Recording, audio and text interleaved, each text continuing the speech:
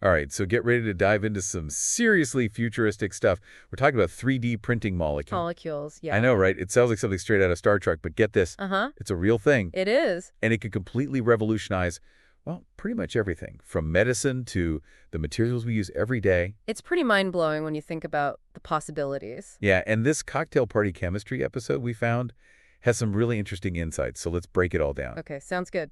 So before we even get into the how, I need you to help me understand the why. Why is this such a big deal? Like, what are the limitations of how we make things like new drugs right now? Why do you need to 3D print molecules? Well, think about it this way.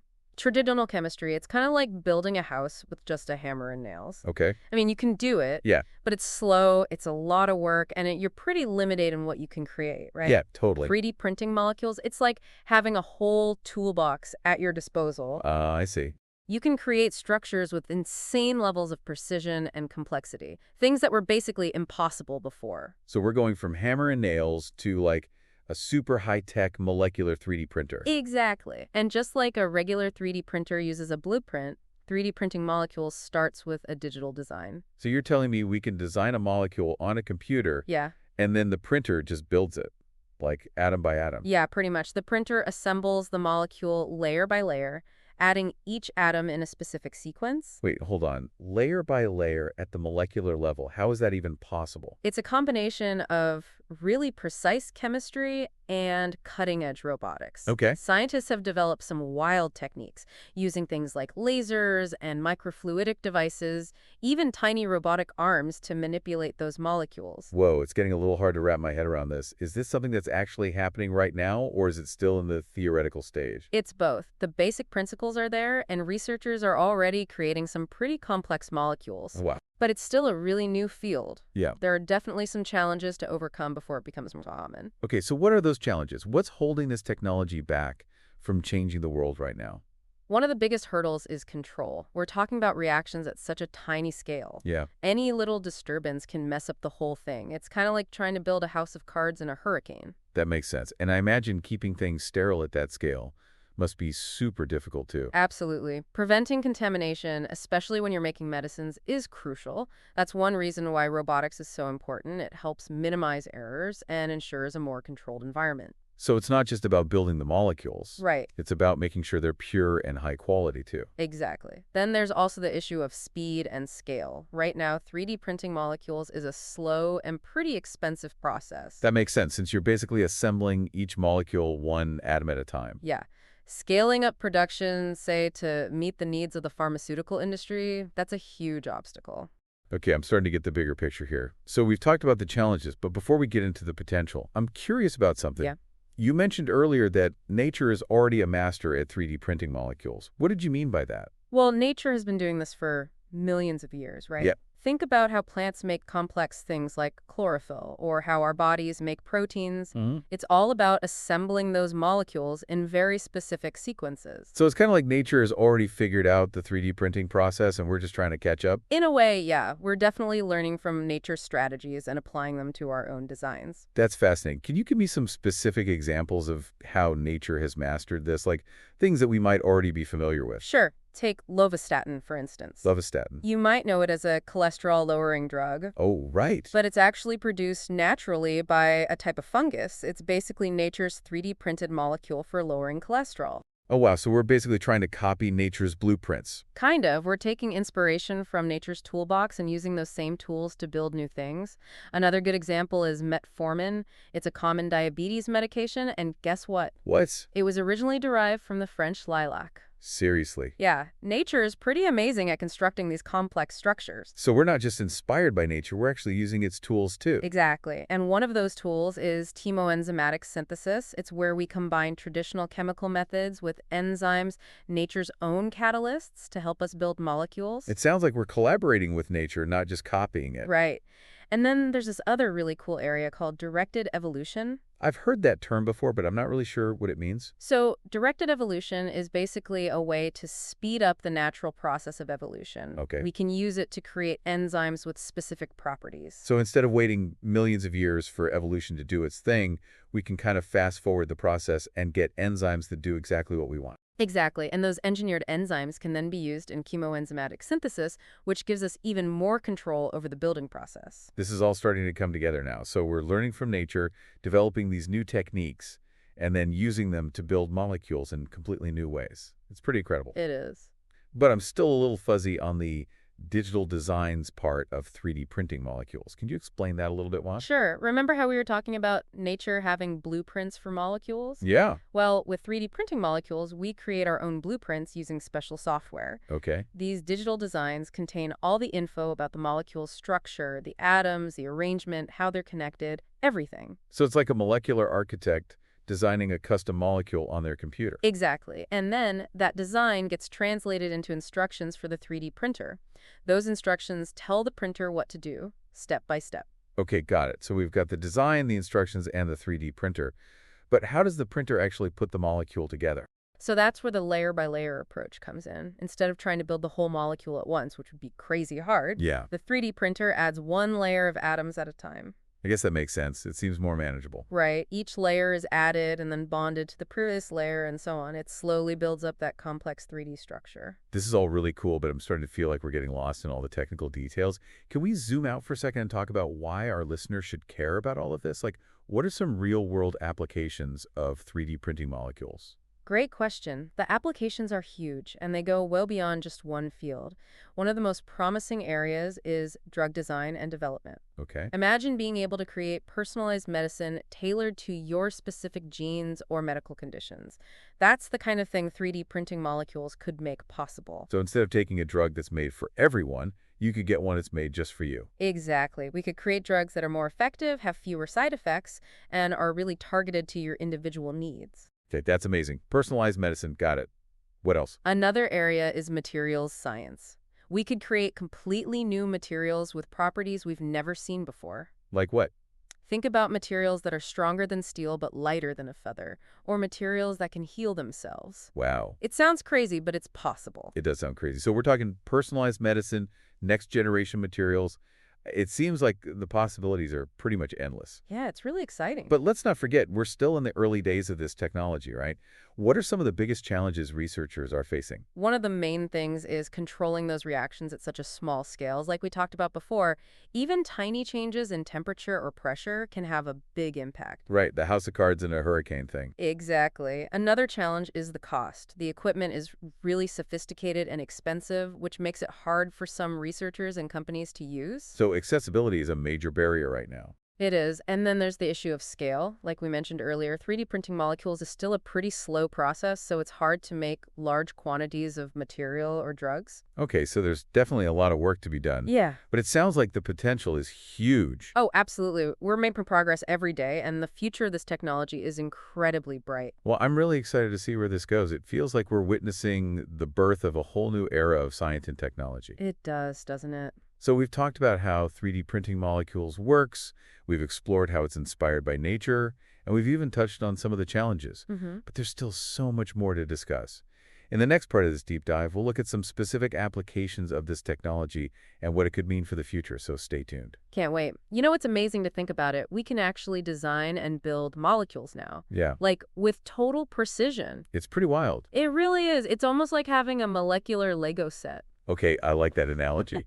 where we can just snap together atoms and molecular building blocks Yeah. to create all these incredible structures. It's a good way to visualize it, but can you give me some specifics? What kind of structures are we talking about building? What can we do with this molecular Lego set, so to speak? One of the coolest things is that we can now create structures that are way more complex, Uh-huh. more precise than ever before. Okay. We're not just talking about simple chains of atoms anymore. Right. We can build all sorts of intricate shapes, Like what? 3D shapes, branching structures, you name it. We can even position specific groups of atoms exactly where we want them within the molecule. Okay, so we can create more intricate designs. I get that. But why is that important? How does that translate into real-world applications? So here's the thing.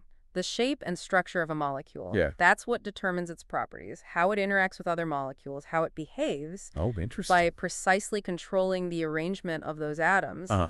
we can fine-tune those properties to create materials with specific characteristics. Can you give me an example? Sure, we could create polymers that are super strong and flexible at the same time. Wow. Or we could design catalysts that are really specific, targeting just one chemical reaction and nothing else. So it's not just the building blocks themselves, it's how they're arranged that makes all the difference. Exactly. And with 3D printing, we have way more control over that arrangement than we ever did before. So it's kind of like building a house, right? You can use the same bricks to make a tiny cottage or a massive skyscraper, depending on how you put them together. That's a perfect analogy. 3D printing molecules gives us the power to architect those molecules in ways we could only dream of before. Okay, this is all starting to make sense now. So what are some other things we can create? You mentioned polymers and catalysts, but what else? Well, let's talk about drug design for a minute. Imagine designing a drug molecule that fits perfectly into the active site of a protein, blocking its function with incredible precision. Or how about a drug delivery system that only releases medication in specific parts of the body? Oh, wow, that would be incredible. You could target the exact area you need to treat. Right, that's the kind of thing 3D printing molecules could make possible. It could revolutionize how we treat diseases. So we're talking about super targeted therapies, fewer side effects, potentially even cures for diseases that are really hard to treat now. It's amazing. It really is. And it's not just medicine either. 3D printing molecules could also have a huge impact on material science. Yeah, we touched on that earlier. Think about it. We could create new types of batteries with higher energy density, Okay. faster charging times. We could develop super strong, lightweight materials for planes or cars. So we're talking about lighter, more fuel-efficient vehicles, longer-lasting batteries for our phones and laptops. It's mind-blowing. Yeah, the potential is huge. It really is. But let's not forget that this technology is still pretty new. What are some of the things scientists are focusing on right now? What are the big challenges they're trying to overcome? Well, one of the main things is just improving the precision and control of the process. Okay. Like we discussed before, even tiny variations in how the molecule is assembled can make a big difference in the final product. Yeah, that makes sense. So researchers are constantly trying to refine those techniques Right. and make sure that we can build those molecules with atomic level accuracy. So it's about fine-tuning the process, making it more reliable and predictable. Exactly. Another thing is expanding the toolbox. The toolbox. You know, the range of building blocks we can use in the 3D printing process. Right now, we're limited to a fairly small number of atoms and molecular groups that we can manipulate really precisely. So it's like our molecular Lego set is still pretty small. Yeah, kind of, but scientists are working on adding more pieces to that set all the time.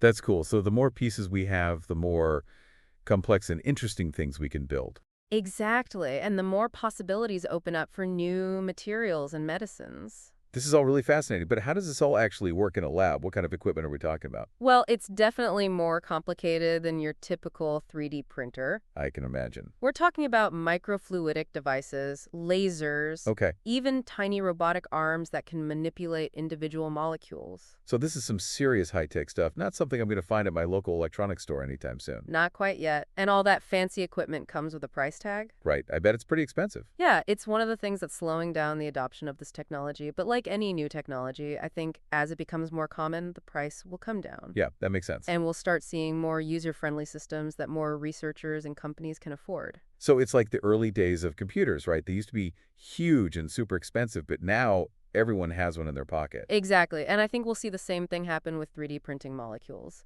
It has the potential to change so many things. Yeah, and as it becomes more accessible, Yeah. we're going to see a lot more innovation and creativity in the field. I'm excited to see where it goes for sure. But I want to go back to something we talked about earlier, Sure. about how nature has already mastered this kind of molecular construction. Could you give me some more examples of that and how we're learning from nature's blueprints? Of course, one of the most amazing examples is the ribosome. It's a really complex molecular machine. A ribosome? Yeah, and it's found in every living cell. It's basically nature's 3D printer for proteins. Wow, so our cells already have their own little 3D printers inside them? In a way, yes. The ribosome takes instructions from DNA Uh-huh. and uses them to assemble amino acids into long chains, which then fold up to create all the different proteins our bodies need. So we're not just inspired by nature, we're actually trying to reverse engineer its technology. Exactly. Another great example is the way bacteria and fungi make natural products. Okay. Things like antibiotics and anti-cancer drugs. A lot of these compounds have really complex structures. Yeah, that are super hard to make using traditional chemistry methods. I see. So scientists are studying these biosynthetic pathways to understand how nature does it, Uh-huh. and using that knowledge to develop new strategies for 3D printing similar compounds. So it's like we're learning from the ultimate master chemists. Exactly. And that's one of the things that makes this field so exciting. We're not just developing new technology, we're also learning so much more about the fundamental principles that govern how matter is assembled. This has been an incredible conversation. We've learned so much about 3D printing molecules, from the basics to the potential applications. Yeah. But there's one more thing I want to discuss before we wrap up this deep dive, Okay. and that's the ethical side of things. What are the potential downsides? What are the questions we need to be asking ourselves as this technology continues to develop? All right, so we've talked about how 3D printing molecules works, the incredible potential, but now I think it's time to step back and think about the bigger picture. Why should our listener care about all this? How could this impact their lives? Because this isn't just something happening in a lab somewhere. This is going to have ripple effects throughout the world Okay. in ways we can only begin to imagine. I mean, I get that it's a big deal, but can you give me some concrete examples? Like, how could 3D printing molecules actually make a difference in people's everyday lives? Let's start with medicine. Right now, we basically have a one-size-fits-all approach to pharmaceuticals, Yeah, which means a drug might work great for some people, but not so well for others. that's true. But imagine a world where you could get medication tailored to your specific genetic makeup. Okay. 3D printing molecules could make that possible. So instead of a drug that's made for the average person, Right. you get one that's custom made for you. Exactly. It would be like having a prescription perfectly designed for your body. That's pretty easy. What else? What other areas could be impacted? Organ transplantation. Right now, if you need a new organ, you have to wait for a donor, which can take a really long time. Yeah. But what if doctors could just 3D print a new organ for you? From scratch. Yeah.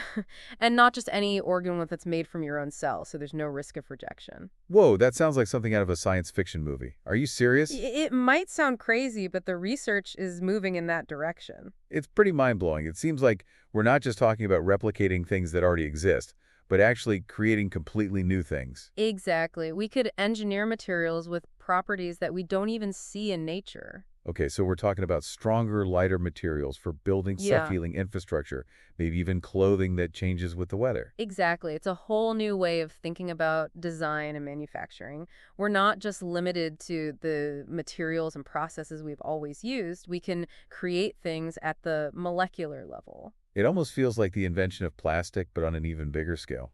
That's a great way to put it. It's a paradigm shift in how we make things. It's incredible, but I also can't help but wonder about the potential downsides. Are there ethical concerns we should be thinking about? Absolutely. One big question is, who's going to have access to this technology? Yeah, Will it be limited to the wealthy and powerful, or will everyone benefit from it? That's something we need to address early on. that's a really important point. And what about the possibility of misuse? Could someone use 3D printing molecules to create harmful substances or weapons? That's definitely a concern, and it's something we need to be very careful about. Yeah, Any powerful technology can be used for good or bad. right. It's up to us to put safeguards in place and make sure it's used responsibly. So it's not just about the science, it's about the ethical implications too.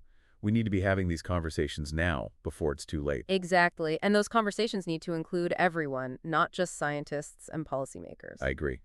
So we've talked about the potential, the challenges, the ethical side of things. Uh-huh. If you had to sum it all up, what's the one key takeaway you want our listeners to remember? I'd say this, 3D printing molecules, it's more than just a scientific breakthrough, it's a total game changer.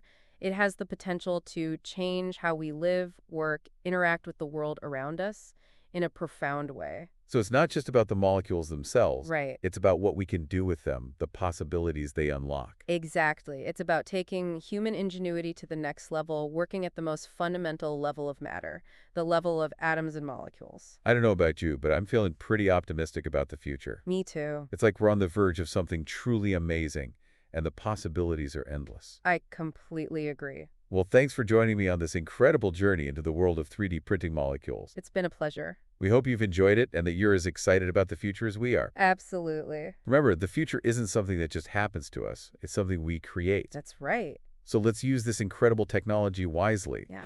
and build a future that benefits everyone. I'm all for that. That's a great note to end on. Until next time, keep exploring, keep learning, and most importantly, keep wondering about the amazing things that lie ahead. See you next time.